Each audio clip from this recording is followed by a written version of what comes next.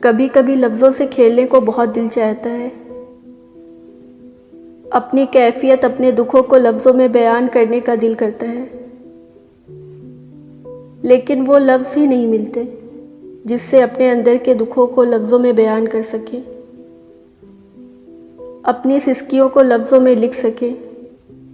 अपने कर्ब को लफ्ज़ों में बयान करने के लिए लफ्ज़ भी बहुत छोटे महसूस होते हैं। और फिर पता है क्या होता है, जब इंसान की ये हालत हो जाती है तो वो दुख, अज़ियत, उदासी बनकर हमारे अंदर ही दिल के किसी गोशे में हमेशा के लिए बैठ जाते हैं। फिर कोई खुशी महसूस नहीं होती, उस खुशी में भी एक चुभन होती है। हम हंसते तो हैं लेकिन हमारी आंखें हमारा साथ नहीं देती। फिर चाहे हम लाख खुद को मुतमईन करें, नहीं कर पाते। दूसरों को मुतमईन करना बहुत आसान है कि हम बहुत खुश हैं, लेकिन अपने आप को, अपनी ज़ात को मुतमईन करना और ख़ुद से लड़ना दुनिया का मुश्किल तरीन काम है।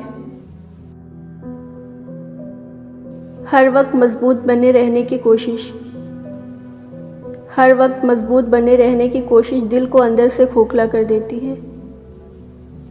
मैंने अक्सर देखा है कि लोग अपने आप को फेस नहीं कर पाते, खुद से ही भागते रहते हैं। मगर कितना भागोगे और कहाँ तक भागोगे? आखिर में थक ही जाओगे। तब समझ नहीं आएगा कि तुम किस चीज़ से भाग रहे हो। ऐसा लगेगा सब कुछ ठीक है और दूसरे पल में सब बिखर सा जाएगा, क्योंकि तुमने खुद से ही जंग लगा रखी है। दिल व दिमाग की जंग। अपनी गलतियों और अपनी खामियों को कबूल नहीं कर रहे। खुद से कहना सीखो कि हाँ, मैं यहाँ गलत हूँ, मैंने यहाँ गलती की है। ज़रूरी है कि आप हर वक्त मज़बूत बने रहें। कभी कभी रो लेना भी अच्छा होता है, हाँ, मगर लोगों के सामने नहीं, सिर्फ अल्लाह ताला के सामने।